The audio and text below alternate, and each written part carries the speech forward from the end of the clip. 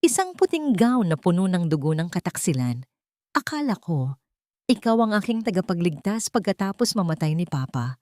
Pero ikaw pala ang aking mamatay tao. Sa gitna ng altar, hindi pag-ibig ang ibinigay mo, kundi isang libingang gawa sa ginto. Sino ang lilitaw mula sa dilim para iligtas ang aking kaluluwa?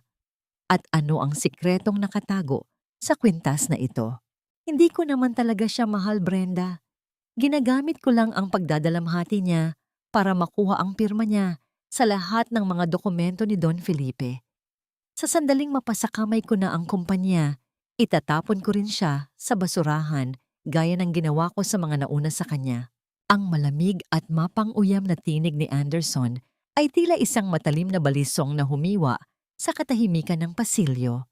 Sa loob ng silid, narinig ni Laura ang malutong na tawa ni Tita Brenda.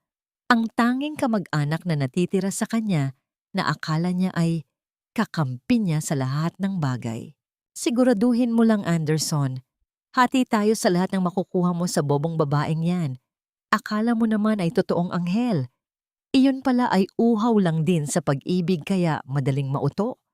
Tugon ni Brenda na may kasamang panunuya.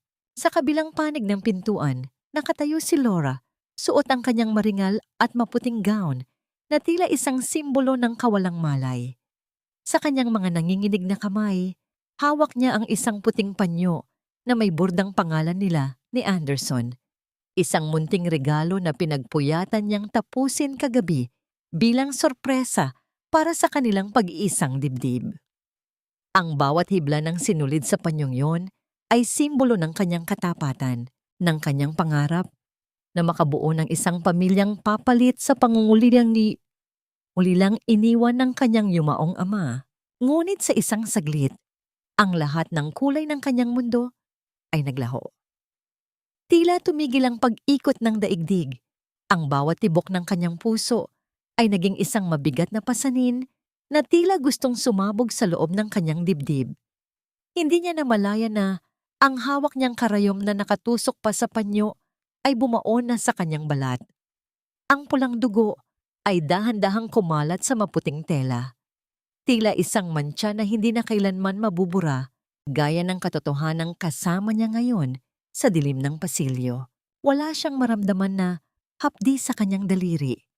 Ang tanging nararamdaman niya ay ang unti-unting pagkadurog ng kanyang kaluluwa. Ang lalaking kanyang pinagkatiwalaan, ang lalaking naging sandigan niya nang mamatay si Papa, ay ang mismong halimaw na naghihintay na lapaan ang kanyang buhay.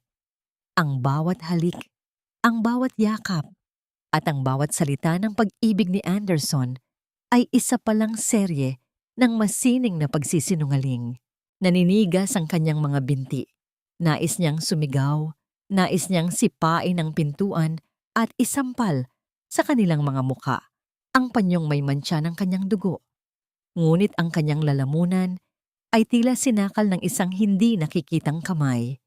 Ang hangin sa kanyang paligid ay naging malapot at mahirap langhapin. Sa kanyang isipan, paulit-ulit na naglalaro ang mukha ng kanyang ama na tila nagbababala, ngunit huli na ang lahat, nanginig ang kanyang labi. At sa gitna ng kanyang pagkasira, isang katanungan ang pilit na humihiwa sa kanyang diwa. Ito ba ang presyong dapat kong bayaran para sa aking labis na pagtitiwala? Paano ko nagawang maging bulag sa gitna ng maliwanag na sikat ng araw? Dahan-dahang lumabo ang kanyang paningin dahil sa luhang hindi niya hinayaang pumatak. Ang bawat butil ng luha ay parang lason na nanunuot sa kanyang mga mata. Sa loob ng silid, narinig niya ang mga yabag ni Anderson na papalapit sa pintuan. Ang bawat tunog ng sapatos nito sa sahig ay tila tunog ng martilyo na ipinapako ang kanyang sariling kabaong. Huli na para tumakbo. Huli na para magtago. Ang pinto ay dahan-dahang bumukas at ang liwanag mula sa loob ng silid ay tumama sa kanyang maputlang mukha. Doon, tumambad ang nagniningning na ngiti ni Anderson. Ang ngiting dati ay nagbibigay sa kanya ng liwanag. Ngunit ngayon, ay tila isang madilim na hudyat ng kamatayan. Laura? My love, bakit ka nandito? Kanina ka pa ba sa labas? Ang tinig ni Anderson ay puno ng huwad na pag-aalala, habang ang kanyang kamay ay dahan-dahang humawak sa balikat ng babaeng balak niyang wasakin. Tumingin si Laura sa mga mata ng kanyang asawa-to-be. Sa kailaliman ng mga matang yon, wala siyang nakitang pag-ibig, kundi ang isang malamig at walang hanggang kawalan. Isang lihim na takot ang gumapang sa kanyang likuran nang mapansin niya ang isang estrangherong nakaitim na nakatayo sa dulo ng pasilyo, nakatingin sa kanila na may dalang isang lumang kwintas na pilak na tila sumisigaw ng isang babala mula sa nakaraan. Sino ang babaeng iyon? At bakit tila ang bawat hakbang nito patungo sa kanila ay tila isang hatol na hindi na mababago? Ang bawat nota ng organ sa loob ng simbahan ay tila isang malungkot na awit ng pamamalam sa halip na isang masayang pagdiriwang. Habang naglalakad si Laura sa mahabang pulang alpombra, ang bigat ng kanyang gown ay tila naging doble. Ang bawat hakbang niya ay parang paglakad sa ibabaw ng nagbabagang uling, masakit at nakapapaso. Ngunit kailangan niyang magpatuloy para sa isang palabas na siya rin ang biktima. Sa dulo ng dambana, nakatayo si Anderson. Ang kanyang tindig ay matuwid. Ang kanyang nangiti ay sapat lamang upang magmukhang isang lalaking sabik na makasama ang kanyang minamahal. Ngunit sa mga mata ni Laura, ang anyong yon ay wala nang pinagkaiba sa isang mapanlinlang na anino. Gustong sumigaw ni Laura, gustong itigil ang lahat, ngunit ang kanyang diwa ay tila nakakulong sa isang malamig na hininga ng kawalan ng pag-asa. Nang marating niya ang altar, ang dampi ng kamay ni Anderson sa kanyang palad ay nagdulot ng isang matinding panginginig sa kanyang buong katawan. Tila hinahawakan siya ng isang bangkay. Hindi niya magawang tumingin sa mga mata nito. Sa halip, itinuon niya ang kanyang paningin sa krus na nasa harapan. Humihingi ng isang himala, ng isang senyales na hindi siya mag-iisa sa laban na ito. Nagsimula ang seremonya. Ang boses ng pari ay tila nanggagaling sa isang malayong lagusan, malabo at walang buhay. Hanggang sa dumating ang sandaling kinatatakutan ng lahat ng mga nagtatago ng lihim. Kung sino man sa inyo ang may sapat na dahilan upang hindi ituloy ang kasal na ito, magsalita ngayon o habang buhay na manahimik. Ang katahimikan sa loob ng katedral ay naging bingi. Ang tunog ng dahan-dahang pagbukas ng malaking pintuan sa likuran ay umalingaw-ngaw, na naging sanhi ng paglingon ng lahat ng mga panauhin. Isang malamig na hangin ang pumasok mula sa labas, dala ang amoy ng paparating na ulan. Doon, sa gitna ng liwanag at dilim, nakatayo ang isang matandang babae. Ang kanyang suot na itim na bestida ay kupas na at puno ng tagpi, malayo sa karangyaan ng mga taong nasa loob ng simbahan. Ang kanyang muka ay isang mapa ng hirap at pasakit, ngunit ang kanyang mga mata ay nag-aapoy sa isang uri ng katapangan na tanging niyang isang inang nawalan na ng lahat ang makakapagpakita. Dahan-dahan siyang naglakad sa gitna ng pasilyo. Ang bawat tunog ng kanyang tsinelas sa marmol na sahig ay tila isang hatol. Walang nangahas na pigilan siya. Ang lahat ay tila na hipnotismo sa kanyang presensya. Sa kanyang nanginginig na kamay, itinaas niya ang isang lumang kwintas na pilak. Ang pendant nito ay hugis ng isang puso na may maliit na gasgas sa gilid. Isang bagay na pamilyar sa paningin ni Laura. Naramdaman ni Laura ang paghigpit ng hawak ni Anderson sa kanyang braso. Hindi ito hawak ng pagmamahal. Ito ay hawak ng isang taong natatakot na mabuko. Ang mga kuko ni Anderson ay tila nabaon sa balat ni Laura. Isang tahimik na banta na huwag itong pakialaman. Tumigil ang matanda sa harap ng dambana. Tumingin siya kay Laura ng may malalim na habag. Isang tingin na tila nagsasabing, "Anak, hindi ka nag-iisa." Pagkatapos, lumingon siya kay Anderson. Ang kanyang tinig, bagaman mahina at paos, ay may bigat na tila gumuho sa buong kisame ng simbahan. Itigil ang kasal na ito. Ang wika ng matanda. Ang lalaking yan, ang lalaking sa tingin nyo ay isang mabuting asawa, ay isang halimaw. Siya ang dahilan kung bakit wala na ang aking anak. Siya ang pumatay sa kaluluwa at buhay ng aking Maria. Ang bulungan sa loob ng simbahan ay tila isang kumpas ng mga bubuyog na biglang nabulabog. Ang mukha ni Anderson ay nagbago mula sa pagkagulat patungo sa isang matinding puot na pilit niyang itinatago sa likod ng isang pilit na ngiti. Sino ang babaeng ito? Security! Ilabas ang baliw na ito! Ang sigaw ni Anderson. Ang kanyang boses ay bahagyang nanginig, isang bitak sa kanyang perpektong maskara. Ngunit bago pa man makalapit ang mga gwardiya, lumapit ang matandang babae kay Laura at ipinakita ang kwintas. Tingnan mo ito, Hija. Ito ang huling alaala ng aking anak. At alam kong meron ka ring ganito. Ang kwintas na ito ay hindi lamang alahas. Ito ay isang kadenang nag-uugnay sa lahat ng mga biktima niya. Tumingin si Laura sa kwintas at pagkatapos ay sa kanyang sariling dibdib kung saan nakatago ang kwintas na ibinigay sa kanya ni Anderson bilang regalo ng kanyang ama bago ito mamatay. Ang pagkakapareho ay hindi maikakaila. Isang matinding kilabot ang gumapang sa kanyang buong pagkatao. Huwag mong ituloy ito, Laura. Pagmamakaawa ng matanda habang ang mga luha ay dahan-dahang umaagos sa kanyang kulubot na pisngi. Huwag kang magpakasal sa demonyong pumatay sa anak ko at ngayon ay handang pumatay din sa iyo para sa iyong yaman. Tumitig si Laura kay Anderson na ngayon ay tila isang estranghero na may anyong nakapangingilabot. Ang lahat ng mga mata ay nakatuon sa kanya, naghihintay ng kanyang susunod na hakbang. Sa sandaling iyon, ang katahimikan ng simbahan ay muling nabasag ng isang malakas na kulog mula sa labas, na tila isang pagsang-ayonon ng langit sa babala ng matanda. Ang mga gwardiya ay mabilis na kumilos, tila mga asong tagapagbantay na walang awa. Hinablot nila ang magkabilang braso ni Nanay Rosa na naging sanhi ng pagkaladkad sa kanya palayo sa dambana.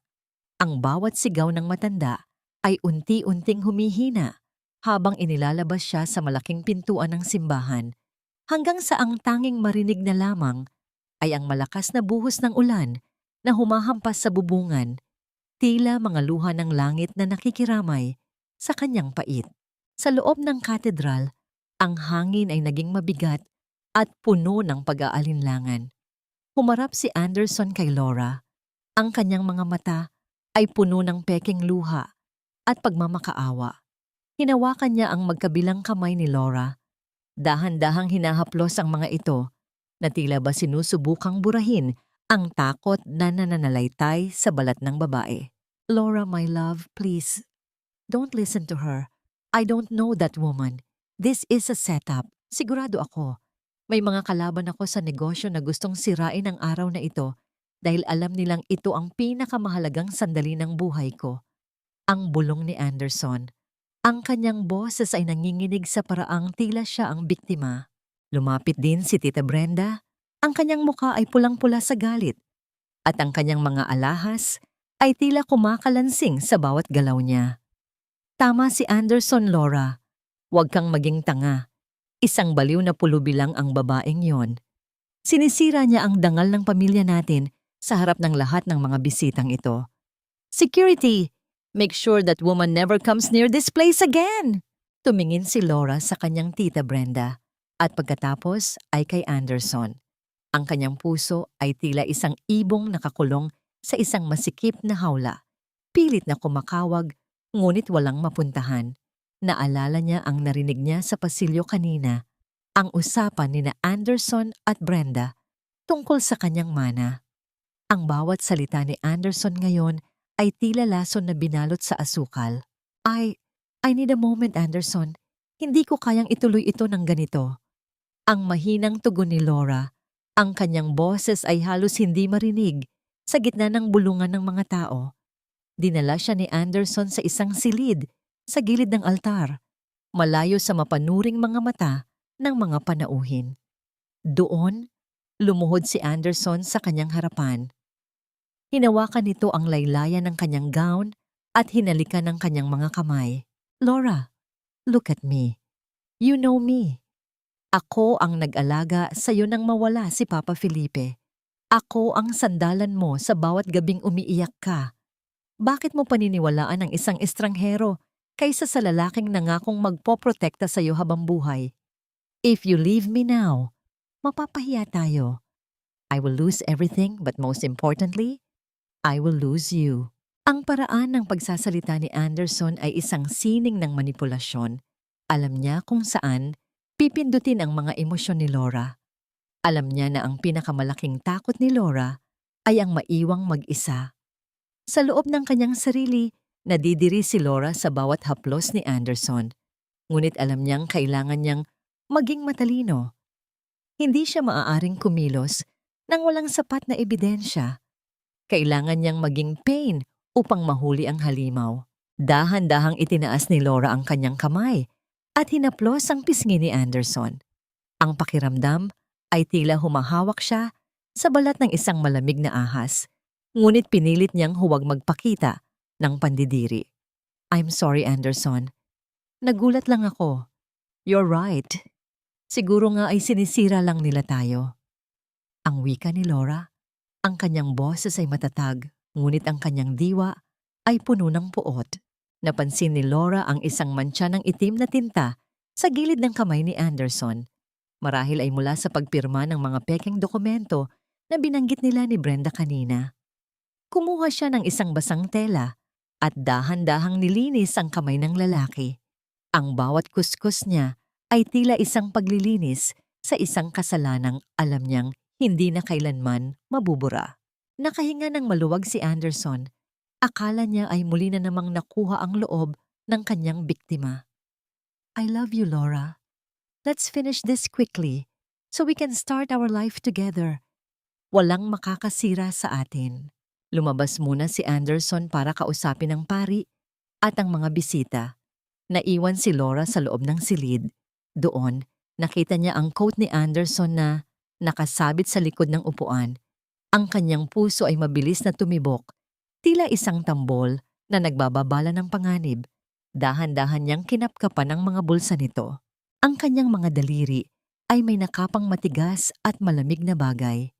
Isang maliit at itim na cellphone na hindi niya kailanman nakitang ginamit ni Anderson. Sa screen nito, may isang mensahe na kadarating lang na naging sanhi ng pagtayo ng kanyang mga balahibo sa leeg. The old woman is taken care of. Proceed as planned. Make sure she signs the final deed tonight. Nanginig ang buong katawan ni Laura. Ang cellphone ay tila naging isang mainit na uling sa kanyang palad. Sino ang nagpadala nito? At ano ang ibig nilang sabihin na taken care of ang matandang babae? Narinig niya ang mga yabag ni Anderson na pabalik na sa silid. Mabilis niyang ibinalik ang cellphone sa bulsa at tumayo sa tapat ng bintana. Tinitingnan ang malakas na ulan na tila walang balak tumigil. Ang bawat patak ng tubig sa salamin ay tila mga anino ng mga biktima ni Anderson na nagmamakaawa para sa katarungan. Let's go, my love! Ang tawag ni Anderson mula sa pintuan. Humarap si Laura. Ang kanyang mukha ay tila isang perpektong maskara ng isang mapagmahal na asawa. Ngunit sa loob niya, ang apoy ng paghihiganti ay nagsisimula na ring magliyab. Ang singsing na ito sa aking daliri ay hindi simbolo ng isang pangako, kundi isang malamig na kadena na unti-unting pumapatay sa aking pagkatao. Ito ang tanging naiisip ni Laura habang nakatitig sa gintong alahas na kumikinang sa ilalim ng malamlam na ilaw ng kanilang silid.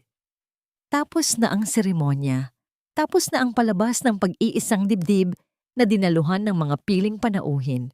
Ngayon, narito na sila sa dambana ng kasinungalingan, ang mansyong ipinamana ng kanyang ama, na tila naging isang malaking kabaong para sa kanyang mga pangarap. Sa kabilang silid, naririnig ni Laura ang mahinang tawanan ni na Anderson at Tita Brenda. Ang tunog ng pag-uumpugan ng mga baso ng mamahaling wine ay tila mga saksak sa kanyang pandinig. Nagdiriwang sila. Nagdiriwang sila dahil sa wakas, ang huling hadlang sa kayamanan ni Don Felipe ay nasa ilalim na ng kanilang mga kuko.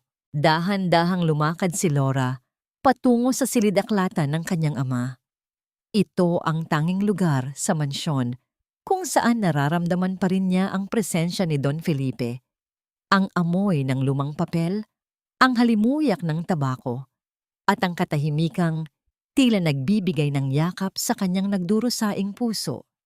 Umupo siya sa malaking silya ng kanyang ama at hinaplos ang gilid ng mesa. "Papa, bakit mo ako iniwan sa mga lobong ito?"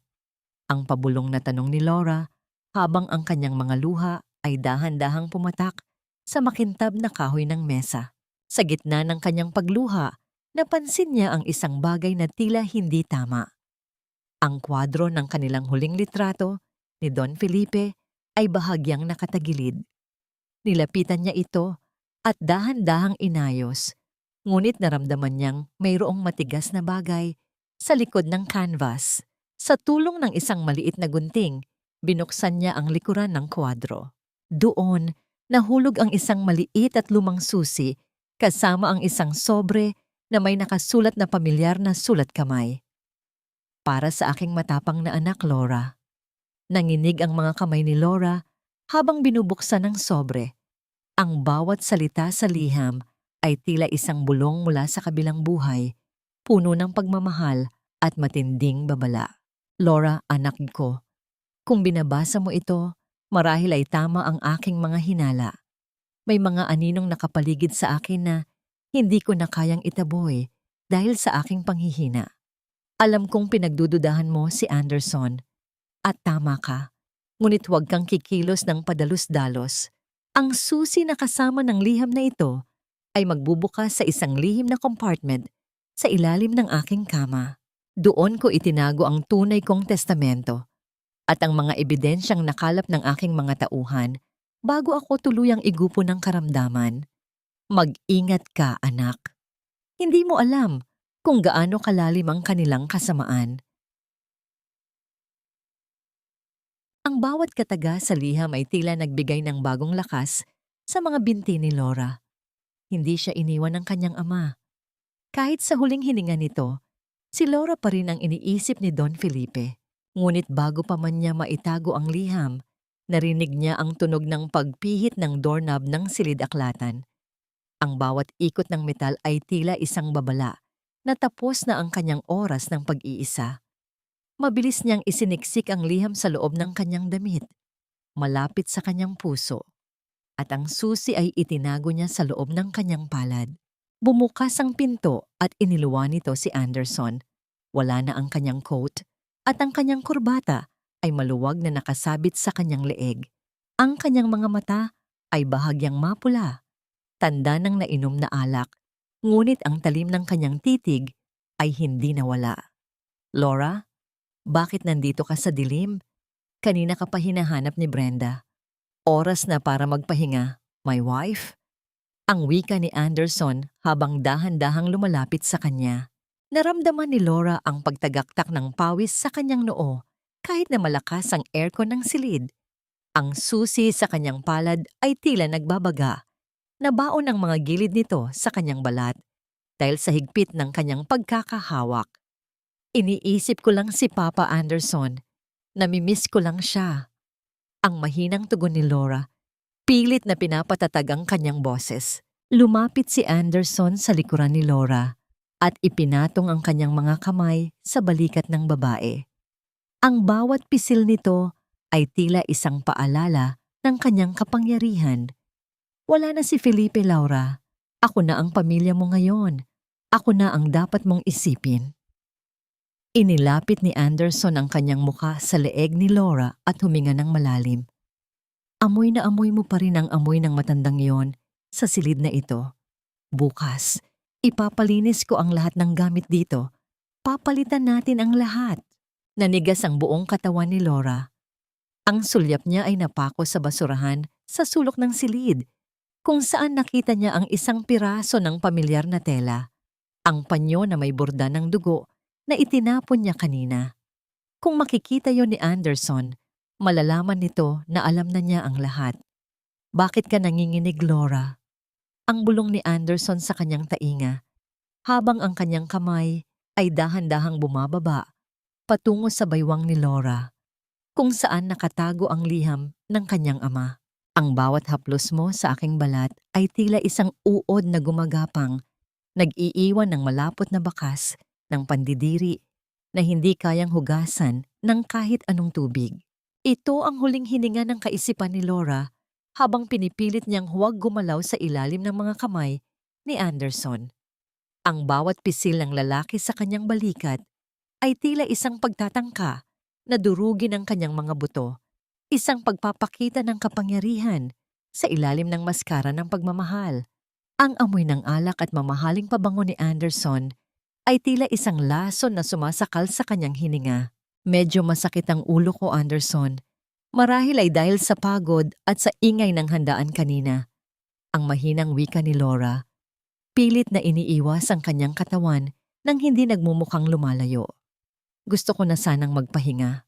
Tinitigan siya ni Anderson ng matagal.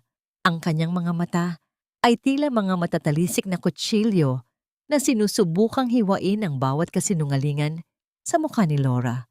Ngunit sa huli, isang malamig na ngiti ang gumuhit sa mga labi nito. Sige, my love. Magpahinga ka na. Marami pa tayong dapat asikasuhin bukas. Ang kumpanya. Ang mana mo.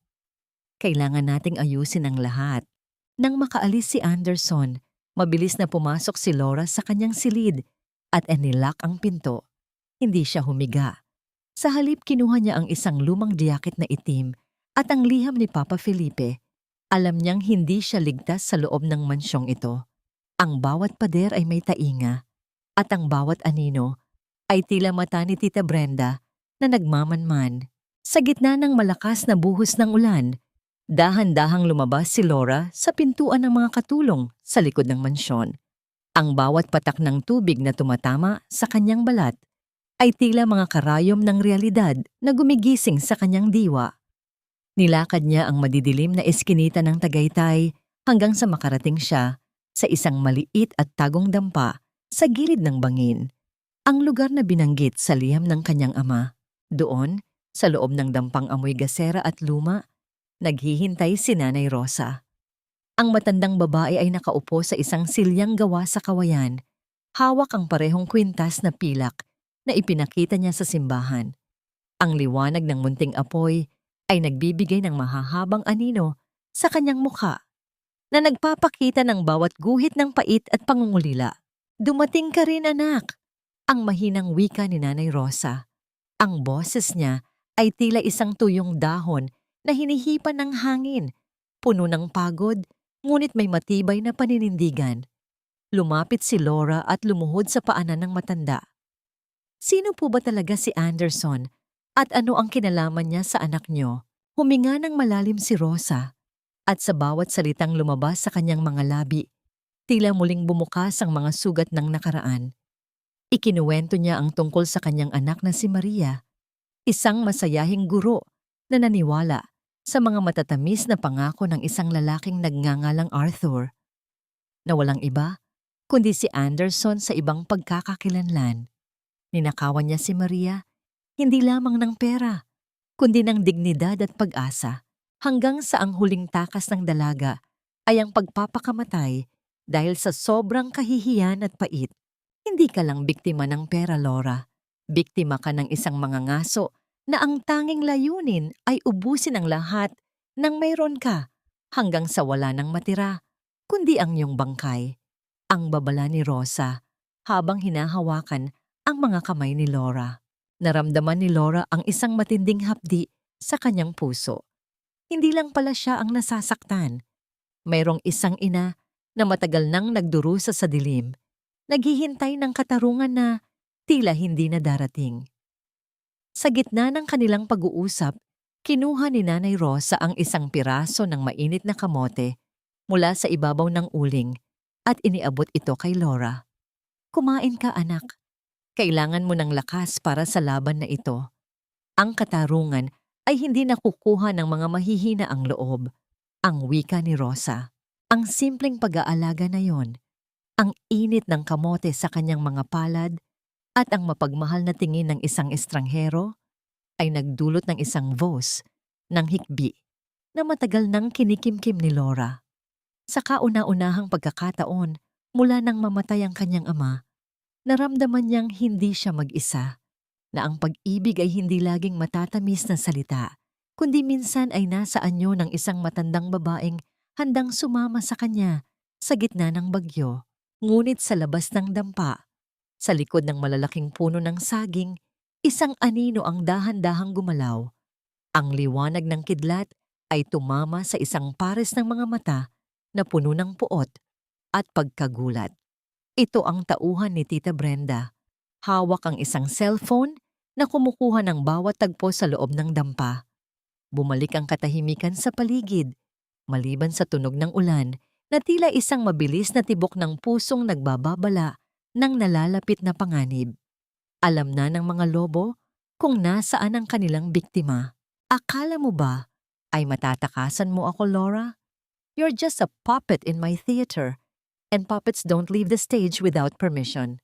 Ang tinig ni Anderson ay tila isang malamig na bulong ng kamatayan na sumalubong kay Laura pagkapasok niya sa pintuan ng mansyon. Ang bawat patak ng tubig mula sa kanyang basang damit ay lumilikha ng isang maliit na lawa sa makintab na sahig, tila mga luha ng pagsisisi na hindi na matuyo-tuyo. Sa gitna ng madilim na sala, tanging ang liwanag ng isang sigarilyo ni Anderson ang nagsisilbing ilaw na nagpapakita ng kanyang anyong tila isang halimaw na naghihintay sa dilim. Hawak ni Laura sa kanyang nanginginig na kamay ang isang maliit na bulaklak na pinitas niya mula sa hardin ni Nanay Rosa. Isang simbolo ng pag-asa na balak niyang itago bilang alaala. Ngunit sa isang iglap, marahas na hinablot ni Anderson ang kanyang braso. Ang sakit ay gumapang mula sa kanyang balikat hanggang sa kanyang buong katawan. Ngunit ang mas masakit ay ang malamig na katotohanang huli na ang lahat. Ang bawat pangarap niya para sa isang masayang tahanan ay tuluyan ng gumuho, gaya ng bulaklak na ngayon ay durog na sa ilalim ng sapatos ni Anderson. Saan ka galing? Kay Rosa? Akala mo ba ay hindi ko malalaman? Ang bawat salita ni Anderson ay tila isang saksak sa pandinig ni Laura. You are mentally unstable, Laura. Gaya lang ng tatay mong ulyanin bago mamatay. Kaya simula ngayon, hindi ka nalalabas ng kwartong ito. Para ito sa ikabubuti mo. Para hindi ka na makagawa ng mga bagay na ikapapahiya ng pamilyang ito. Naramdaman ni Laura ang isang matinding panlulumo. Ang kanyang lalamunan ay tuyong-tuyo at ang bawat lunok niya ay tila may kasamang bubog. Ang kanyang puso ay tumitibok ng mabilis, tila isang ibong hinahabol ng maninila. Ngunit wala siyang lakas na lumaban. Ang bawat haplos ni Anderson sa kanyang mukha, na dati ay inaakala niyang tanda ng pag-ibig, ay tila nais siyang sakalin. You're not a wife anymore, Laura. You are just a signature waiting to happen. Ang mapang-uyam na dagdag ni Anderson habang dinala siya nito patungo sa itaas na bahagi ng mansyon. Pabalibag siyang itinulak ni Anderson sa loob ng kanilang silid. Ang tunog ng pagpihit ng susi mula sa labas ay tila tunog ng isang hatol na habang buhay na pagkabilanggo. Sa loob ng marangyang kwarto, ang bawat gintong dekorasyon ay tila mga rehas na nagpapaalala sa kanya na siya ay isa lamang bilanggo sa sarili niyang bahay. Lumapit si Tita Brenda sa pintuan. Ang kanyang anino ay makikita sa ilalim ng siwang. Huwag kang mag-alala, Laura. Aalagaan namin ang mga ari-arian mo. Just sign the papers tomorrow at baka payagan ka pa naming makita ang libingan ng tatay mo. Kung hindi, baka pati ang matandang Rosa na yon ay sumunod na sa kanya sa kabilang buhay. Nanigas ang buong katawan ni Laura sa narinig. Ang bawat butil ng pawis sa kanyang noo ay tila naging yelo. Hindi lang siya ang nasa panganib, pati ang tanging taong nagmalasakit sa kanya ay idinamay na ng mga lobong ito. Ang kanyang mga kamay ay naikuyom niya ng mahigpit hanggang sa ang kanyang mga kuko ay bumaon sa kanyang palad. Sa gitna ng kadiliman ng silid, isang katanungan ang paulit-ulit na humihiwa sa kanyang diwa. Hanggang kailan ko kayang tiisin ang bawat latay ng kataksilan na ito? Mayroon pa bang liwanag na naghihintay sa labas ng kulungang ito? O dito na ba magtatapos ang aking buhay sa gitna ng mga anino ng kasinungalingan? Nilapitan ni Laura ang bintana. Tinitingnan ang malayo at madilim na kakahuyan kung nasaan si Nanay Rosa. Ang bawat kidlat sa kalangitan ay tila isang babala na ang bukas ay hindi na para sa mga mahihina. Huwag mong pilitin ang sarili mong maging matalino, Laura. You are weak. You are nothing without me. Pirmahan mo na ang mga dokumentong ito bago ko mawalan ng pasensya. Ang tinig ni Anderson ay tila isang malamig na hampas ng bakal sa katahimikan ng silid. Nakatayo siya sa tapat ng kama. Hawak ang mga papeles na magtatanggal sa lahat ng karapatan ni Laura sa ari-arian ni Don Felipe. Ang bawat salita niya ay binalot sa kunwaring pag-aalala. Ngunit ang kanyang mga mata ay nagniningning sa kasakiman. Sa gitna ng kanyang takot, dahan-dahang hinaplos ni Laura ang kwintas na pilak na nakatago sa ilalim ng kanyang damit. Ang kwintas na ibinigay ni Nanay Rosa sa simbahan. Ang bawat ukit ng pilak sa kanyang mga daliri ay tila nagbibigay ng kakaibang init. Isang lakas na nanggagaling sa mga biktima ni Anderson na sumisigaw ng katarungan. Ang bawat haplos niya ay tila isang panalangin na sana ay mahanap niya ang sagot sa loob ng alahas na ito. Nang makaalis si Anderson upang makipag-usap sa mga tauhan nito sa labas, mabilis na kinuha ni Laura ang kwintas. Sa ilalim ng maliit na ilaw ng lampara, napansin niya ang isang napakaliit na gatla sa gilid ng hugis-pusong pendant. Gamit ang isang maliit na karayom mula sa kanyang sewing kit, dahan-dahang pinindot ni Laura ang gatla. Narinig ang isang mahinang tunog ng metal na naglalapat, tila isang sikretong pinto na bumubukas sa loob ng isang kuta. Ang hugis-pusong pilak ay nahati sa dalawa at sa loob nito ay bumagsak ang isang napakaliit na susi na may kakaibang hugis. Kasama nito ang isang piraso ng papel na may nakasulat na mga numero, isang account number sa isang bangko na matagal nang hindi nabubuksan. Para sa aking matapang na anak, ang pabulong na basa ni Laura sa nakasulat sa likod ng papel. Dito nakatago ang tunay mong kalayaan. Naramdaman ni Laura ang isang voice ng pag-asa na gumising sa kanyang pagkatao. Ang bawat tibok ng kanyang puso ay naging mas matatag.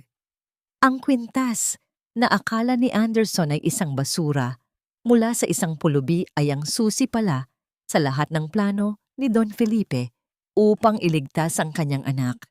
Ang bawat numerong nakasulat sa papel ay tila mga sundalong handang lumaban para sa kanya. Ngunit ang katahimikan ng silid ay muling nabasag nang marinig ni Laura ang mahinang pagkatok sa pinto. Ito ay hindi ang marahas na katok ni Anderson, kundi isang serye ng 3 mahihinang tunog na tila isang hudyat. Mabilis na itinago ni Laura ang susi at ang papel sa loob ng kanyang medyas. Bumukas ang pinto at pumasok si Manang Sabel, ang matandang tagapagsilbi na matagal nang tapat sa kanyang ama. Ang mukha nito ay puno ng takot at ang kanyang mga kamay ay nanginginig habang inilalagay ang isang tray ng pagkain sa mesa. "Hiya, kailangan mong mag-ingat," ang pabulong na wika ni Sabel habang dahan-dahang inilalapit ang kanyang mukha kay Laura. Narinig ko si Anderson. Kausap niya ang hepe ng pulisya sa kabilang linya. Binabayaran niya sila para hindi pansinin ang anumang tawag mula sa mansyong ito. Wala tayong mahihintay na tulong mula sa labas. Nanigas ang buong katawan ni Laura. Ang bawat butil ng pawis sa kanyang leeg ay tila naging yelo. Kung kontrolado ni Anderson ang mga awtoridad, ang mansyong ito ay hindi lamang naging kulungan, kundi naging isang bitag na walang takasan. Pati ba ang mga gwardya sa gate, Manang? Ang tanong ni Laura, ang kanyang boses ay nanginginig sa Tumango si Sabel ng may kalungkutan. Lahat sila ay tauhan na ni Anderson, pero may isang pagkakataon ka, Hija. Bukas ng gabi, may malaking delivery ng mga bulaklak para sa garden party na ipinipilit ni Tita Brenda. Doon ka maaaring sumama, pero kailangan mong maging mabilis. Bago pa man makasagot si Laura, narinig ang malalakas na yabag ng sapatos sa pasilyo. Ang tunog ng bota sa sahig ay tila papalapit na kamatayan. Mabilis na lumayo si Isabel at nagkunwaring naglilinis ng mesa. Bumukas ang pinto at iniluwa nito si Anderson. Ang kanyang muka ay madilim at ang kanyang mga mata ay nanlilisik sa galit. Anong ginagawa niyo rito? Bakit ang tagal mong lumabas, Isabel?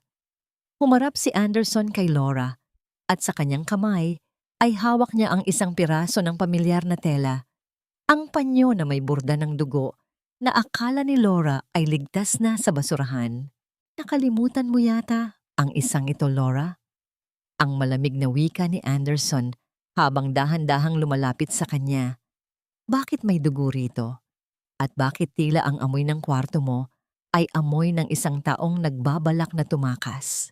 Ang traidor na kadugo ay mas mapanganib kaysa sa 10 kaaway na hindi mo kilala dahil alam niya kung saan matatagpuan ang pinakamalambot na bahagi ng iyong puso upang doon itanim ang kanyang lason. Ito ang tanging kaisipang namamayani sa isip ni Laura habang pinagmamasdan ng kanyang Tita Brenda na pumasok sa silid. Ang bawat hakbang ng kanyang tita ay tila tunog ng isang mapanirang anino, puno ng kayabangan at pagmamalaki. Inihagis ni Anderson ang panyong may mantsa ng dugo sa kandungan ni Laura bago ito lumabas ng silid upang iwan silang mag-isa. Isang hudyat na ang kanyang tita na ang bahalang magdisiplina sa kanya.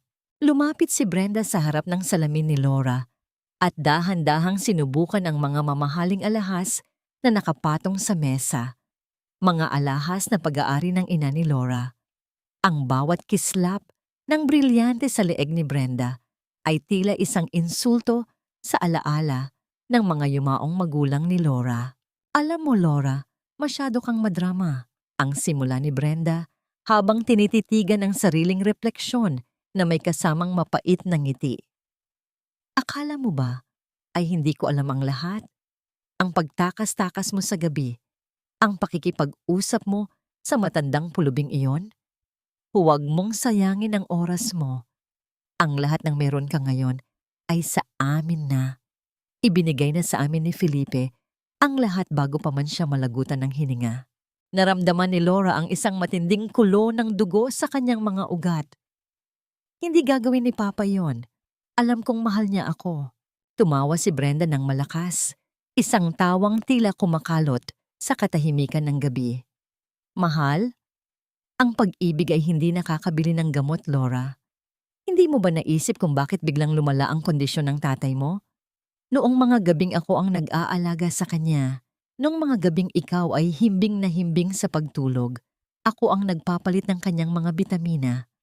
Ang bawat tabletang iniinom niya ay hindi para gumaling, kundi para mas mabilis siyang makapagpahinga sa kabilang buhay. Nanigas ang buong katawan ni Laura. Ang hangin sa silid ay tila naging yelo na nagpapahirap sa bawat paghinga niya. Ang bawat salita ni Brenda ay tila isang matalim na pako na ibinabaon sa kanyang puso. Pinatay nila si Papa. Hindi ito sakit. Ito ay isang planadong pagpaslang. Sa ilalim ng kanyang jacket, dahan-dahang kinapa ni Laura ang maliit na recorder na nakatago sa kanyang bulsa. Ang recorder na nahanap niya sa gamit ni Don Felipe. Pinindot niya ang button ng record ng walang tunog. Ang kanyang puso ay tila isang tambol na naghahabulan sa bilis. Bakit niyo nagawa yon, tita? Kapatid niyo si Papa. Ang mahinang tanong ni Laura. Pilit na pinapatatag ang kanyang boses upang mas lumabas ang pagtatapat ng matanda. Kapatid? Ang muling panunuyan ni Brenda habang sinusuklay ang kanyang buhok. Kapatid na laging nasa itaas, habang ako ay nakadepende lamang sa kanyang mga tira-tira? Pagod na akong maging pangalawa lang, Laura. At ngayon, ikaw naman ang susunod. Kapag napirmahan mo na ang huling kasunduan bukas, wala ka ng silbi sa mundong ito. Maaari ka nang sumunod sa tatay mong ulyanin. Hindi na nakapagpigil si Laura. Ang lahat ng uyam at sakit na kanyang kinimkim ay sumabog sa isang iglap. Tumayo siya at bago pa man makapagsalita muli ang matanda, isang malakas na sampal ang lumanding sa pisngi ni Brenda. Ang tunog ng palad sa balat ay umalingaw-ngaw sa buong silid, kasunod ang pagkakatumba ng matanda sa sahig. Wala kang karapatang tawaging ulyanin si Papa. Ikaw ang halimaw, Tita Brenda. Ikaw ang tunay na pulubi dahil kailangan mong pumatay para lang magkaroon ng yaman. Ang sigaw ni Laura, ang kanyang mga mata ay nag-aapoy sa galit. Ngunit ang galit ni Brenda ay mas mabilis na nag-alab. Tumayo ito mula sa sahig. Ang kanyang buhok ay gulo-gulo at ang kanyang mga mata ay nanlilisik sa puot. Napansin niya ang bahagyang pag-umbok sa bulsa ni Laura kung saan nakatago ang recorder. Anong itinatago mo dyan? Ang sigaw ni Brenda habang nilalapitan si Laura. Ibigay mo sa akin iyan. Marahas na hinablot ni Brenda ang braso ni Laura. Ang bawat kuko ng matanda ay bumaon sa balat ng dalaga, tila mga kuko ng isang ibong mandaragit. Nagpambuno ang dalawa sa gitna ng silid. Ang bawat tulak at hila ay lumilikha ng tunog ng pagkakabagsak ng mga gamit sa mesa. Sa gitna ng kaguluhan, naramdaman ni Laura ang kamay ni Brenda na dahan-dahang lumalapit sa kanyang leeg. Sinusubukang sakalin siya upang makuha ang ebidensya. Ibigay mo sa akin ang recorder na yan, Laura. Kung hindi, sisiguraduhin kong hindi ka na makakaabot sa sikat ng araw bukas. Ang nanggagalaiting banta ni Brenda. Ang pinakamabisang sandata ng isang taong walang kalaban-laban ay ang pagkukunwari na siya ay tuluyan ng sumuko. Habang sa dilim ay dahan-dahan niyang hinahasa ang kutsilyo ng paghihiganti.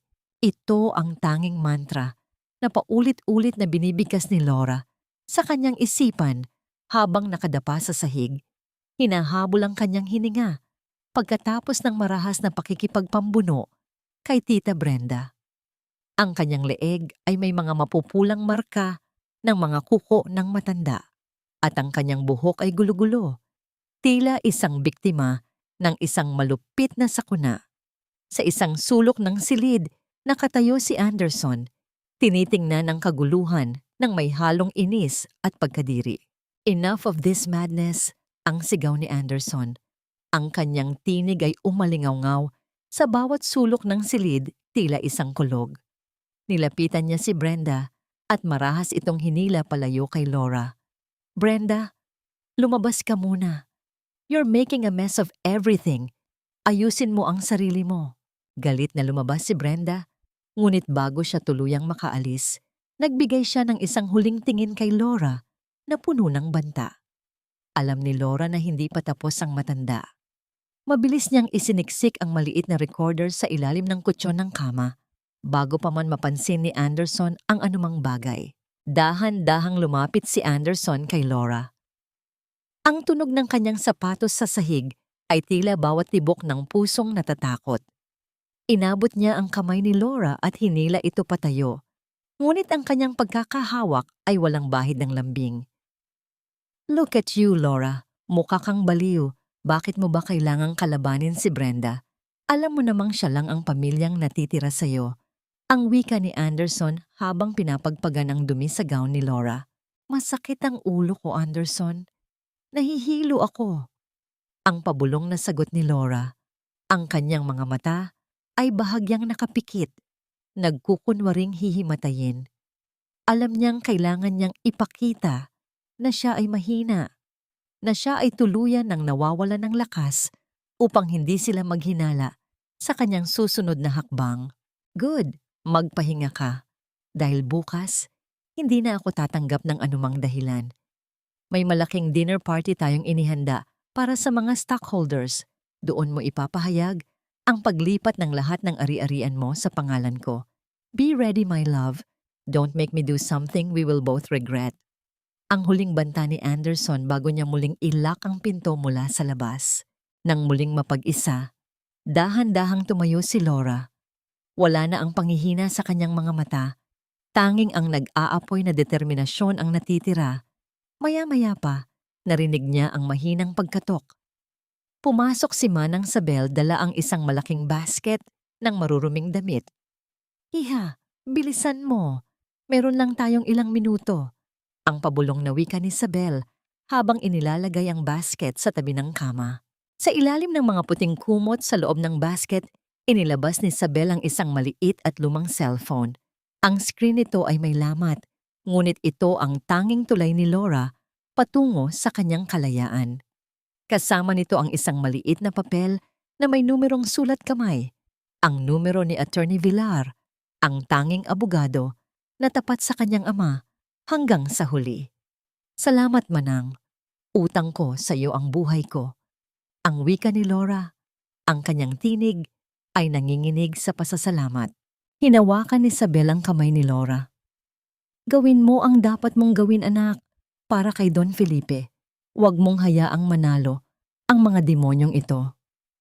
Ang bawat segundo ay tila isang oras habang sinusubukan ni Laura na i-dial ang numero sa dilim ng silid sa ilalim ng kanyang kumot. Ang tunog ng bawat pagpindot sa keypad ay tila napakalakas sa katahimikan ng gabi. Nang sa wakas ay may sumagot sa kabilang linya, tila gumuho ang isang malaking pader sa puso ni Laura. Attorney? Ito si Laura. Kailangan ko ng tulong niyo. Pinatay nila si Papa. Ngunit sa gitna ng kanyang pakikipag-usap, narinig ni Laura ang tunog ng pagpihit ng doorknob sa labas. Ang bawat ikot ng metal ay tila isang babala na may nakalimutan si Anderson. Mabilis niyang itinago ang cellphone sa loob ng basket ng mga labada at nagkunwaring natutulog. Ang kanyang puso ay tila isang tambol na naghahabulan sa takot na baka ito na ang kanyang huling sandali. Bumukas ng bahagya ang pinto. Ang liwanag mula sa pasilyo ay gumuhit ng isang mahabang anino ni Anderson sa sahig. Tinitigan nito ang natutulog na anyo ni Laura nang matagal bago muling isara ang pinto nang walang imik.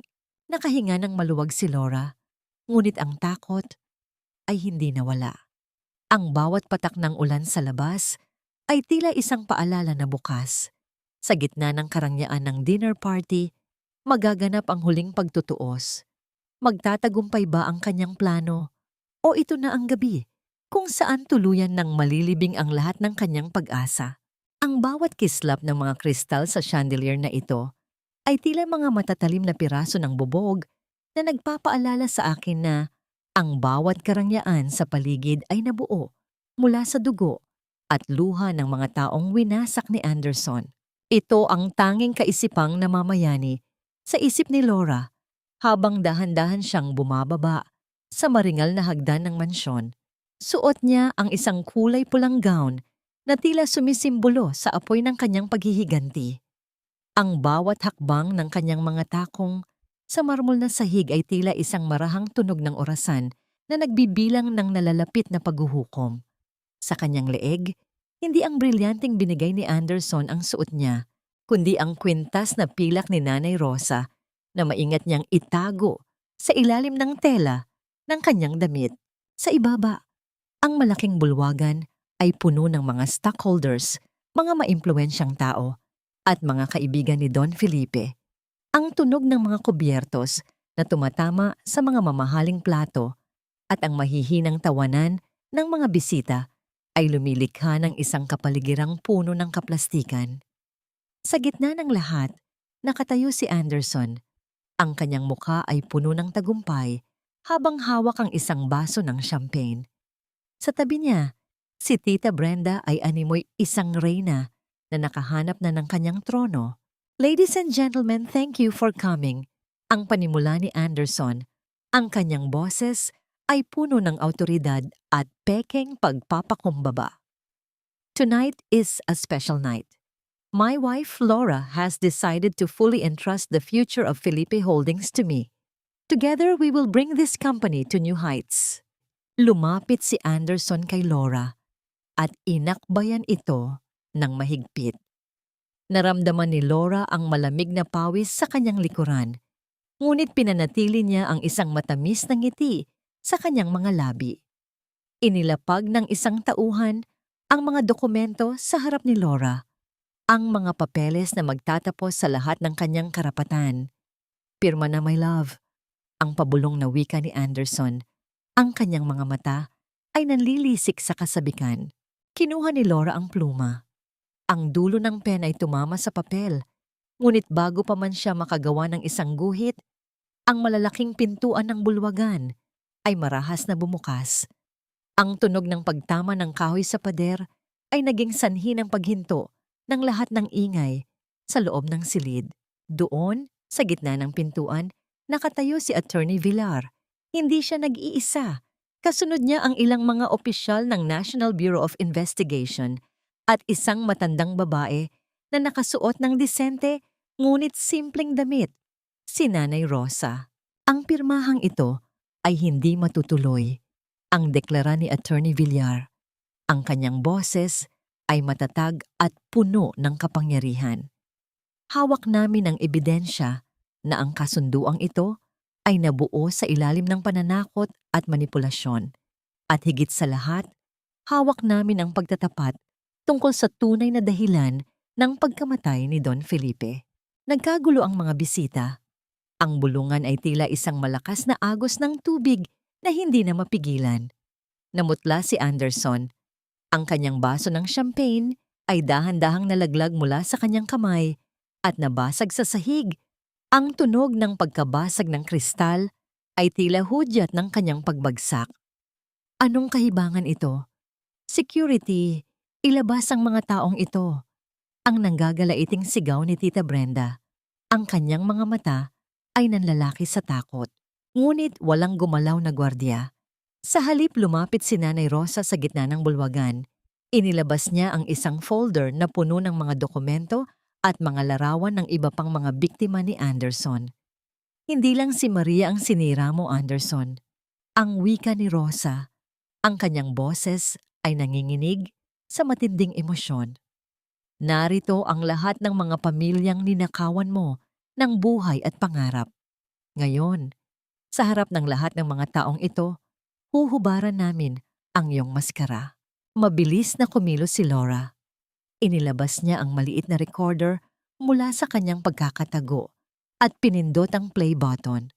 Ang boses ni Tita Brenda na umaamin sa pagpatay kay Don Felipe ay umalingaw-ngaw sa buong bulwagan. Malinaw at nakapangingilabot. "Traidor ka!" Ang sigaw ni Anderson habang tinititigan si Laura ng may matinding puot.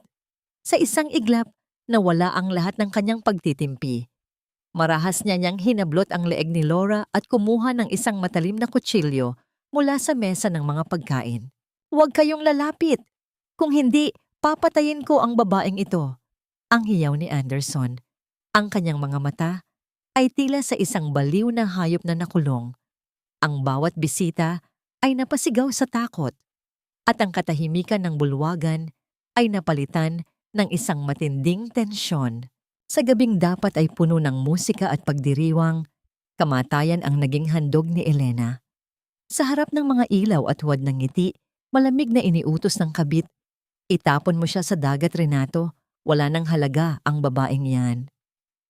At ang lalaking minsang nangakong mamahalin siya habang buhay ay walang pag-aalinlangang tumalima. Habang nilalamon ng nagyeyelong alon ang kanyang katawan at unti-unting nauubos ang kanyang huling hininga, hindi takot ang isinilang sa puso ni Elena, kundi isang sumpang puno ng puot. "Hinding-hindi ako mamamatay bilang biktima.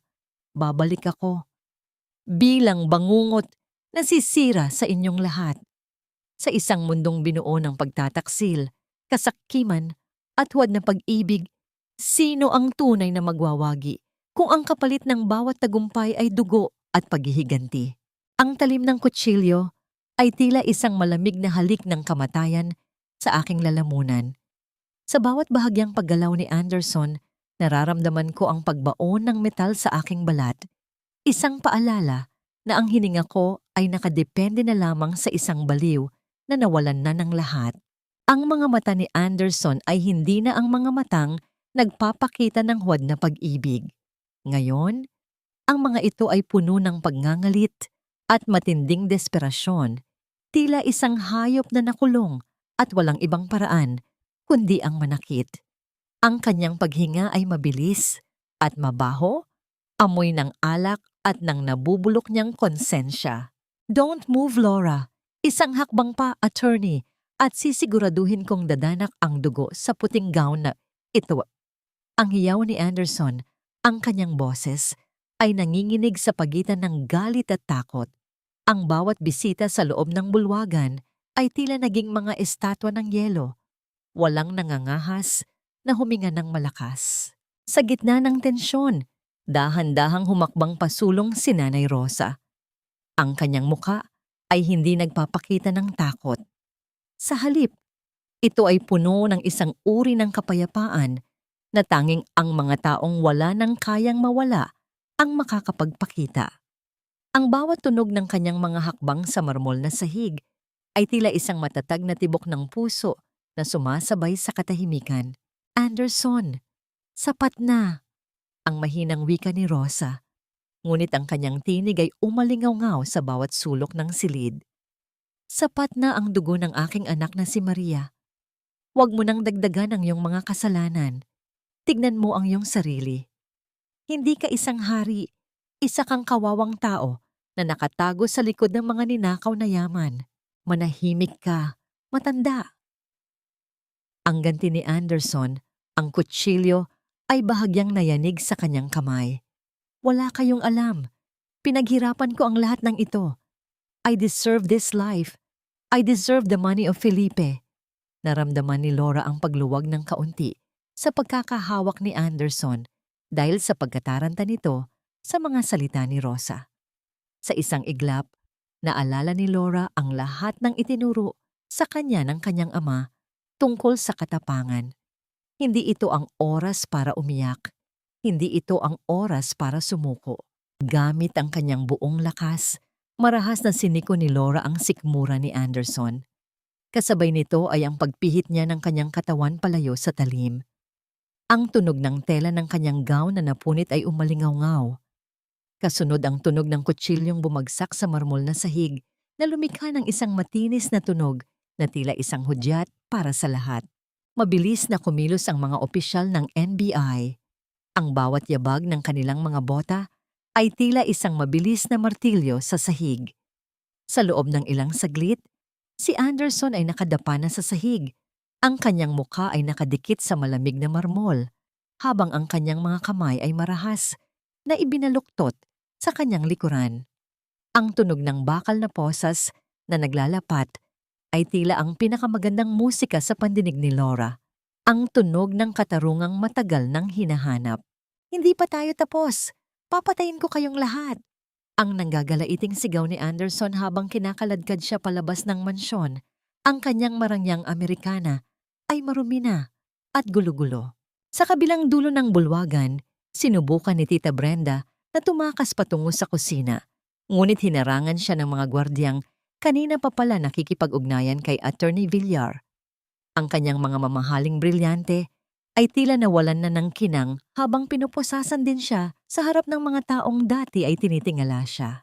Nang mawala na ang mga lobo, naramdaman ni Laura ang biglang panghihina ng kanyang mga binti.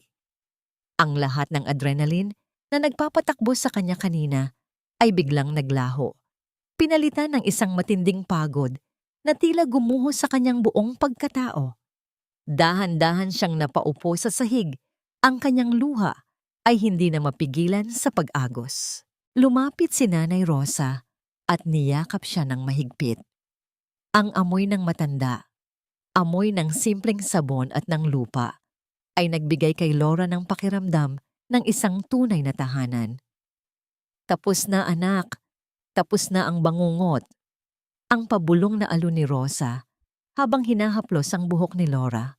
Ngunit sa gitna ng katahimikan, naramdaman ni Laura ang isang matinding pananakit sa kanyang dibdib.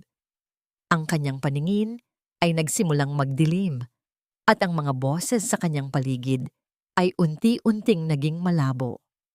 Ang huling nakita niya ay ang nag-aalalang mukha ni Nanay Rosa at ang mga ilaw ng chandelier na tila mga bituin na dahan-dahang namamatay.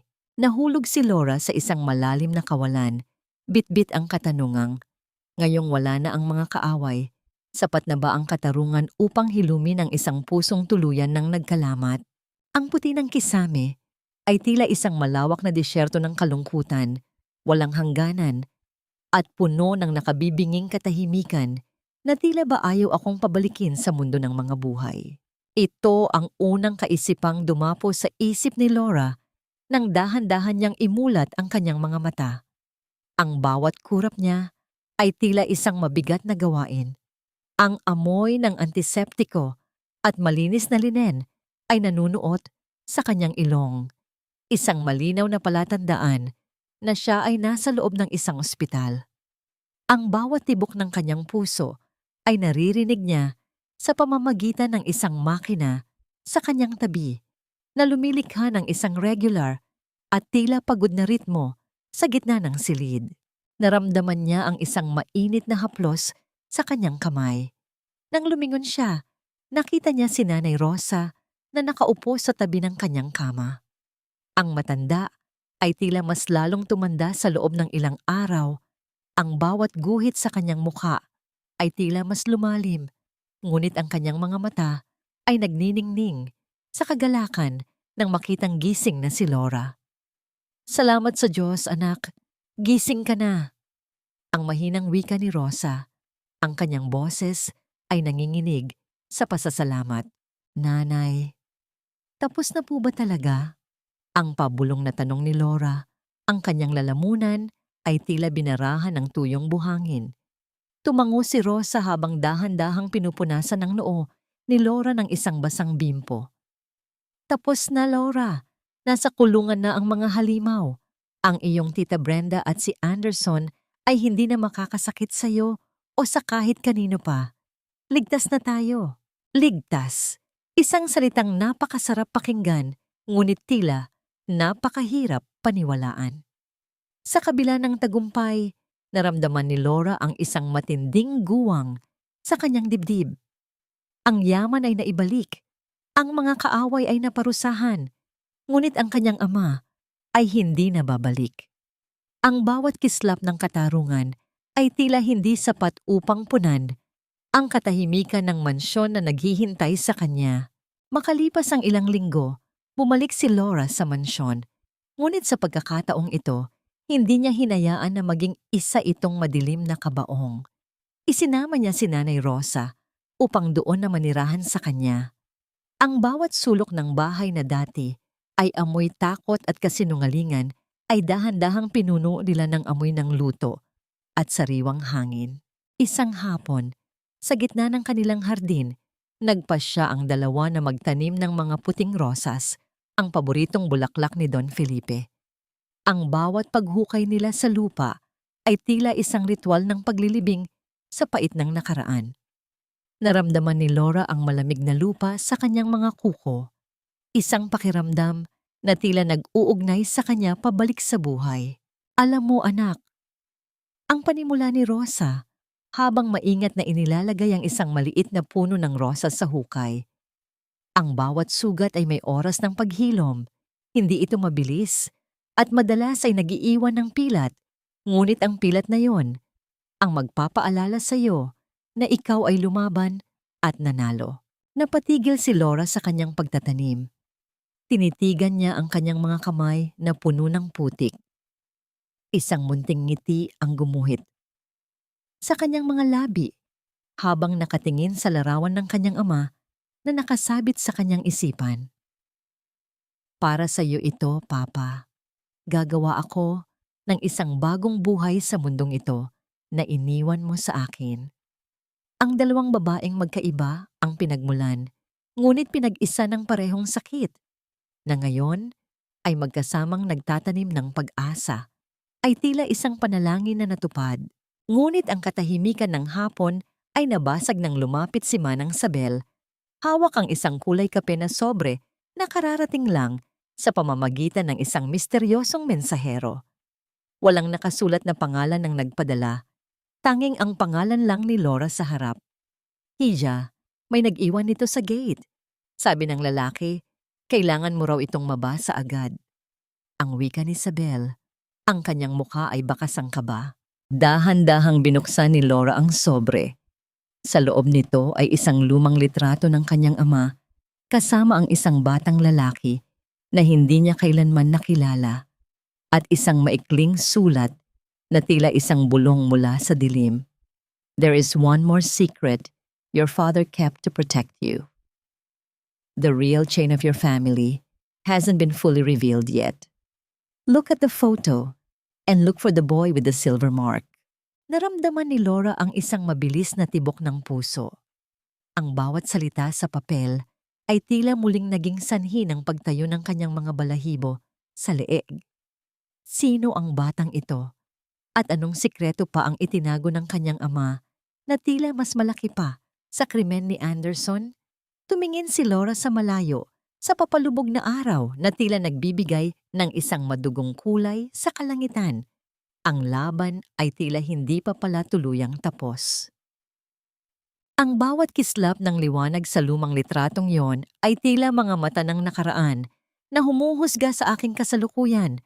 Nagtatanong kung handa na ba akong buksan ang huling pintuan ng mga lihim ni Papa. Ito ang tanging nararamdaman ni Laura habang pinagmamasdan ang larawan ng isang batang lalaki sa ilalim ng liwanag ng buwan.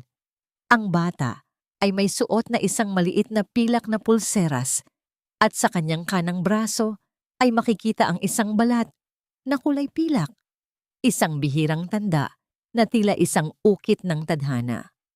Ang bawat detalye ng litrato ay tila isang tinik na tumutusok sa isipan ni Laura. Pilit na nagpapagunita ng isang alaala na matagal na niyang kinalimutan. Naramdaman ni Laura ang isang mabilis na tibok ng puso nang maalala niya ang isang tagpo noong siya ay bata pa. Isang batang lalaki na laging kalaro niya sa hardin. Ang batang tila bigla na lamang naglaho matapos ang isang malubhang aksidente sa kumpanya ng kanyang ama. Gabriel, ang pabulong na wika ni Laura, ang kanyang tinig ay nanginginig sa pagitan ng takot at pananabik. Dahan-dahan siyang lumabas ng mansyon at tinungo ang maliit na silid sa likod ng hardin kung saan nakatira si Gabriel, ang batang lalaking katuwang ni Manang Sabel sa mga gawaing bahay at ang siyang lihim na tumulong sa kanya noong siya ay nakakulong sa sariling silid. Ang bawat hakbang ni Laura sa damuhan ay tila isang paglalakbay pabalik sa kanyang pagkabata. Nadatnan niya si Gabriel na nakaupo sa labas, tinitingnan ang mga bagong tanim na rosas ni Nanay Rosa. Nang mapansin niya ang pagdating ni Laura, mabilis siyang tumayo at nagbigay galang. Ngunit napansin ni Laura ang bahagyang panginginig ng mga kamay nito. Gabriel, ipakita mo sa akin ang iyong kanang braso. Ang utos ni Laura, ang kanyang boses ay puno ng determinasyon at halong pagsusumamo. Nag-atubili ang binata, ngunit dahan-dahan niyang itinaas ang kanyang manggas. Doon, sa ilalim ng madilim na gabi, ay kuminang ang isang balat na kulay pilak, tila isang bituin na nakatago sa balat. Ang bawat ukit nito ay saktong-sakto sa nakita ni Laura sa litrato ng kanyang ama. Bakit hindi mo sinabi sa akin? Bakit ka nanahimik sa loob ng maraming taon? Ang tanong ni Laura. Ang kanyang mga mata ay nagsimulang mapuno ng luha. Huminga ng malalim si Gabriel. Ang kanyang mga mata ay puno ng lungkot at utang na loob. Ipinangako ko po kay Don Felipe na mananatili akong anino sa buhay niyo, Ma'am Laura. Anak ako ng pinagkakatiwalaang tauhan ni Sir na namatay sa pagsagip sa kanya noong sunog sa factory. Pero higit pa roon, bago mamatay ang nanay ko, nalaman ni Sir na ako ay anak niya rin sa labas. Hindi niya po ito sinabi sa inyo dahil ayaw niyang masira ang alaala ng inyong ina. Pero sinigurado niyang hinding-hindi ako magugutom. Pinoprotektahan ko po kayo dahil iyon ang huling utang na loob ko sa kanya. Nanlumo si Laura sa narinig. Ang bawat piraso ng puzzle ay dahan-dahang nabubuo. Ang kanyang ama, sa kabila ng kanyang mga pagkakamali, ay sinigurado na merong isang kapatid na laging magbabantay kay Laura mula sa dilim. Isang kapatid na hindi sa dugo, kundi sa katapatan at sakripisyo. Dahan-dahang lumapit si Laura at niyakap si Gabriel. Ang lalaking itinuring niyang tagapaglingkod lang ay isa palang bahagi ng kanyang pamilya. Hindi ka na anino, Gabriel. Kapatid kita. Ang pagtangis ni Laura habang ang kanyang puso ay tila nakahanap ng isang bagong pahinga.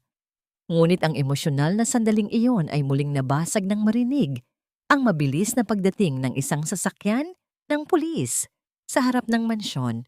Lumabas si Attorney Villar mula sa sasakyan. Ang kanyang mukha ay puno ng matinding kaba. Laura, kailangan mong malaman ang hingal na wika ni Attorney Villar. Ang iyong tita Brenda, sinubukan niyang wakasan ang sarili niyang buhay sa loob ng kulungan. Bago siya nawalan ng malay, may iniwan siyang isang huling salita para sa iyo.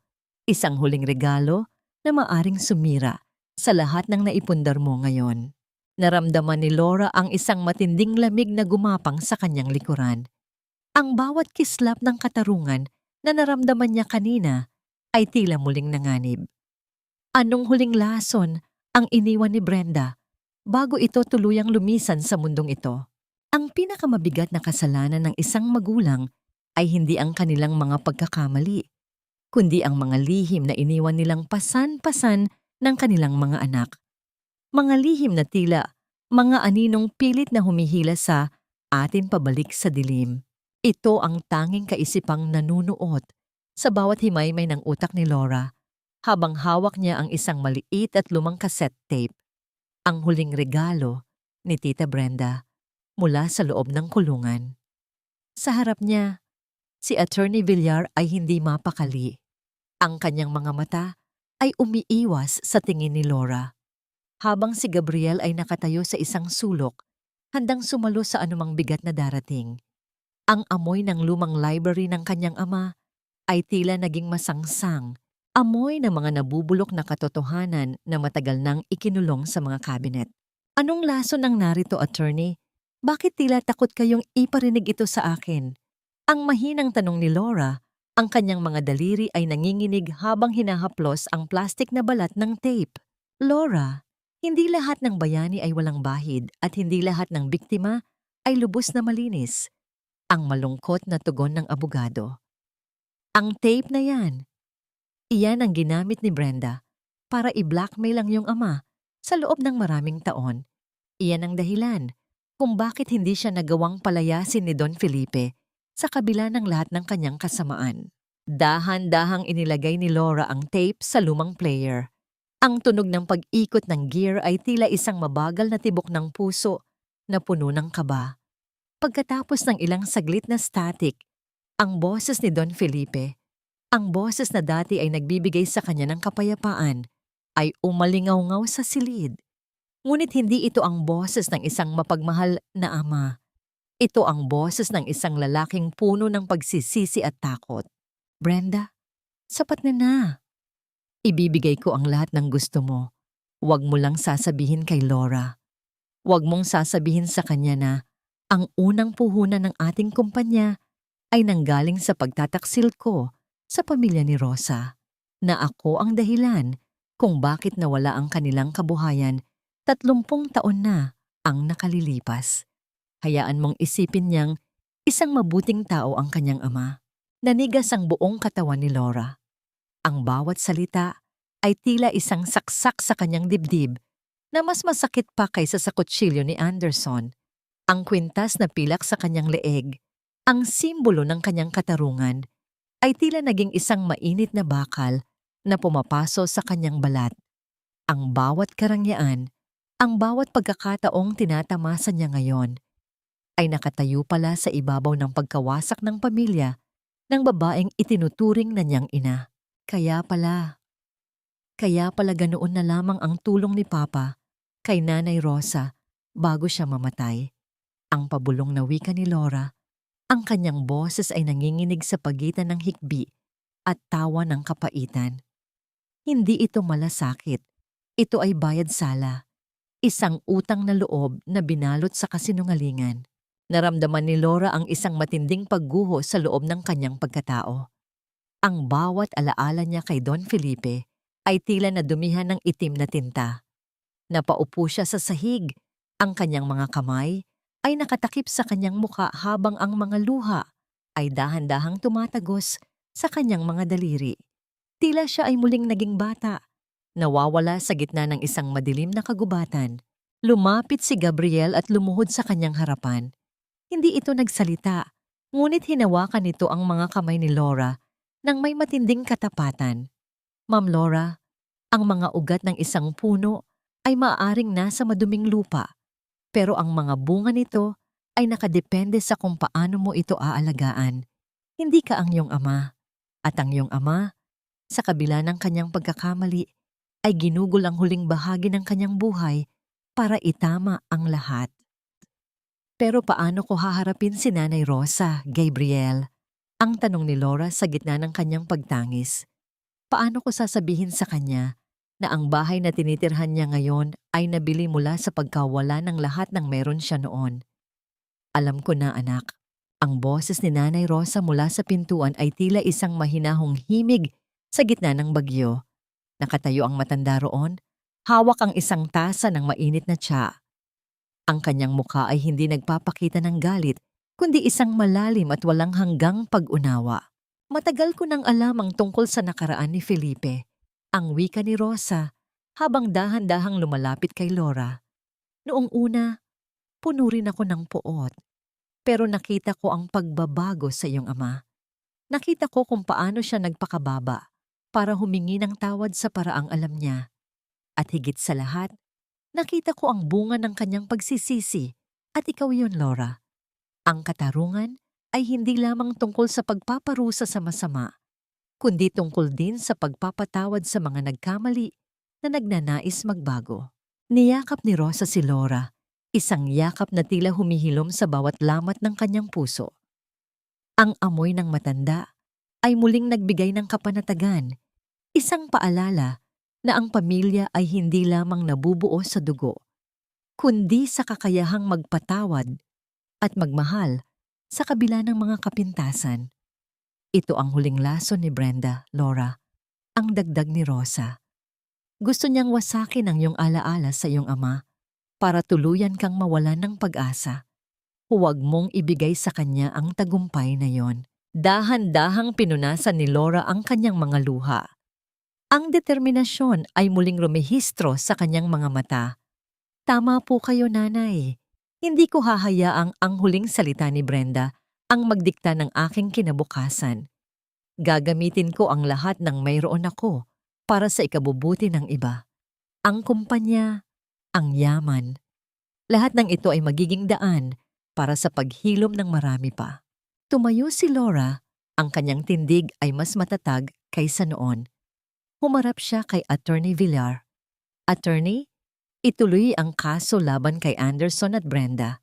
Ipakita natin sa mundo na ang katotohanan, gaano man ito kapait, ay laging magpapalaya sa atin. At Gabriel, ihanda mo ang mga dokumento para sa foundation. Hindi na ito Felipe Holdings, tatawagin na itong Pusong Pilak, para sa mga taong nadurog pero handang mabunying muli. Ngunit sa gitna ng kanilang pagpaplano, isang tawag ang dumating sa telepono ni Attorney Villar. Pagkatapos ng ilang saglit, ang kanyang mukha ay naging maputla. Laura, si Anderson. Nakatakas siya habang inililipat sa National Penitentiary. May mga tauhan siyang nakapag-infiltrate sa convoy. At ang huling balita, may nakitang itim na sasakyan na pumasok sa loob ng ating subdivision. Ang katahimikan sa silid ay naging nakabibingi. Ang tunog ng mabilis na tibok ng puso ni Laura ay tila sumasabay sa pagpatak ng ulan sa labas. Ang halimaw ay muling nakawala. At alam ni Laura na hindi ito titigil hanggat hindi nito nakukuha ang huling hininga ng kanyang kalayaan. Ang bawat yabag sa madilim na pasilyo ay tila isang mabagal na pintig ng kamatayan. Bawat tunog ng bota sa sahig ay nagpapaalala sa akin na ang dilim ay hindi pa handang bumitaw sa aking buhay. Ito ang huling pagsubok na kailangang harapin ni Laura habang nakatayo sa gitna ng silid-aklatan. Tanging ang liwanag ng kidlat mula sa labas ang nagbibigay ng anyo sa paligid. Ang hangin ay naging malamig at amoy ng ulan na nanunuot sa bintana. Sa dulo ng silid, isang anino ang dahan-dahang humiwalay sa kadiliman. Si Anderson. Ang kanyang hitsura ay malayo na sa malinis na lalaking nakatayo sa altar. Ang kanyang buhok ay gulo-gulo. Ang kanyang mga mata ay nalilisik sa pait at ang kanyang hininga ay mabilis at punong-puno ng poot.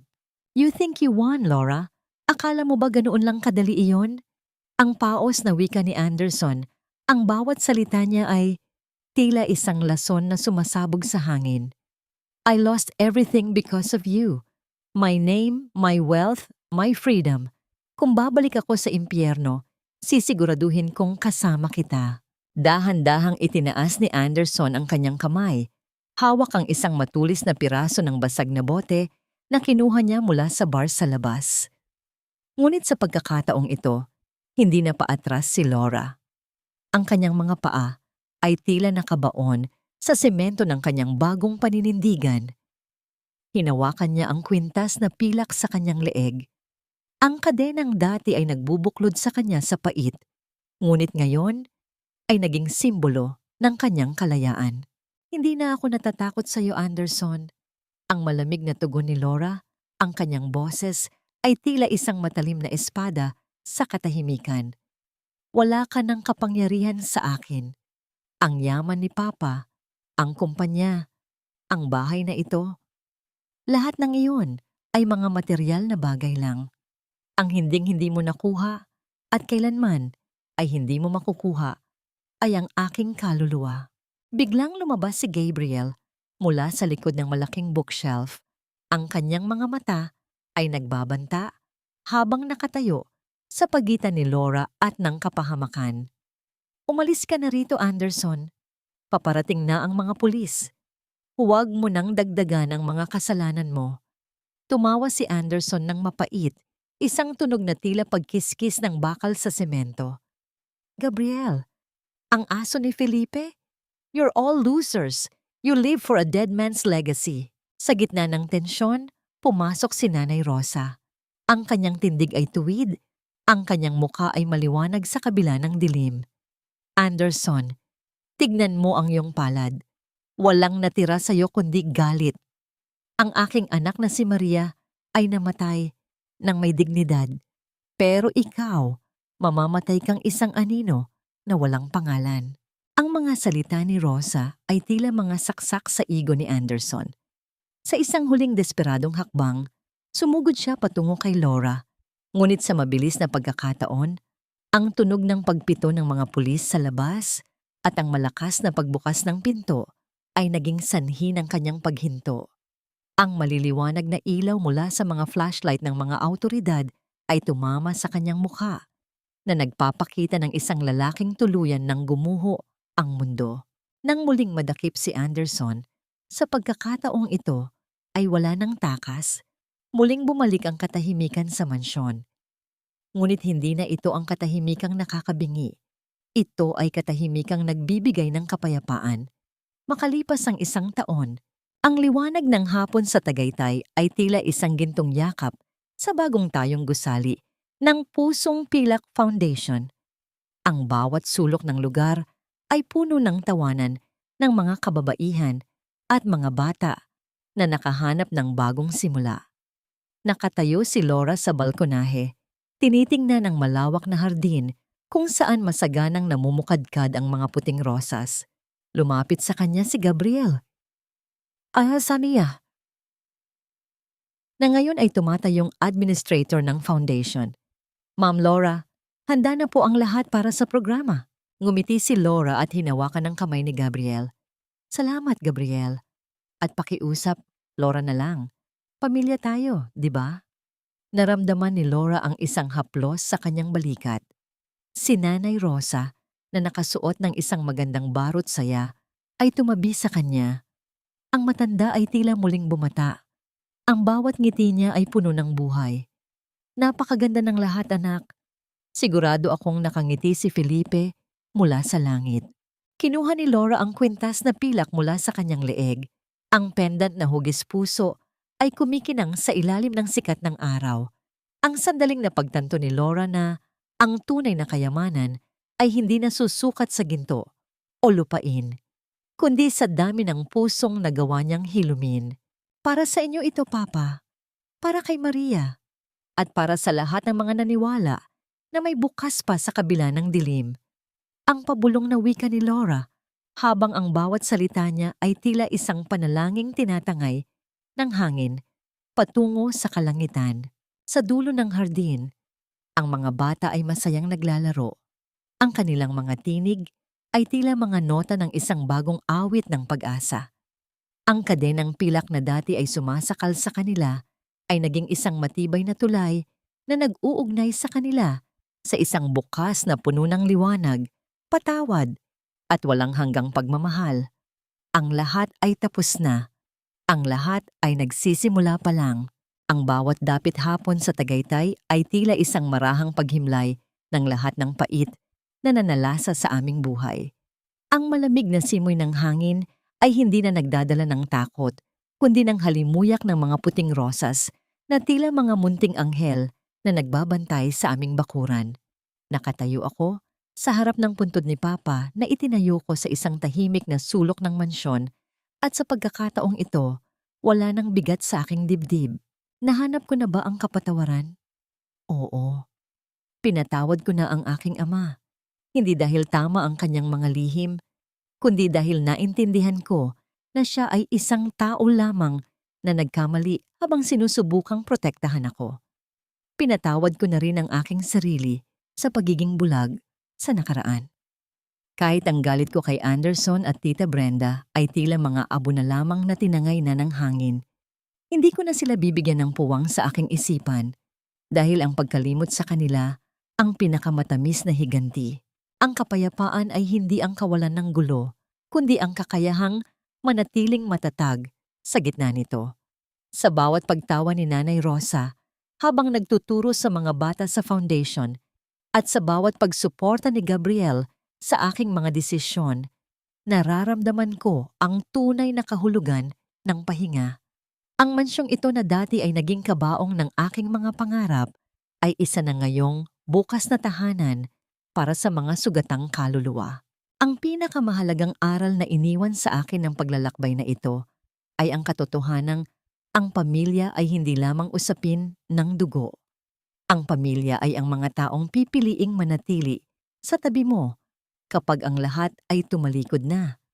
Ang pag-ibig ay hindi dapat maging isang kadenang sumasakal, kundi isang kamay na humahawak sa iyo upang hindi ka tuluyang mahulog sa dilim. Natutunan ko na ang katarungan ay hindi nagtatapos sa pagpapakulong sa masama, kundi sa pagpapatuloy ng kabutihan mula sa mga guho ng kahapon. Hinaplos ko ang aking kwintas na pilak sa huling pagkakataon bago ako tumalikod sa hardin. Hindi na ito simbolo ng isang biktima, kundi isang medalya ng isang nakaligtas. Habang naglalakad ako patungo sa loob ng bahay kung saan naghihintay ang aking bagong pamilya, alam ko sa aking puso na ang bukas ay hindi na isang banta, kundi isang pangako ng walang hanggang liwanag. Nabalot ang paligid ng isang malalim na katahimikan, isang uri ng katahimikang puno ng pag-asa, habang ang huling sinag ng araw ay dahan-dahang naglalaho sa abot-tanaw.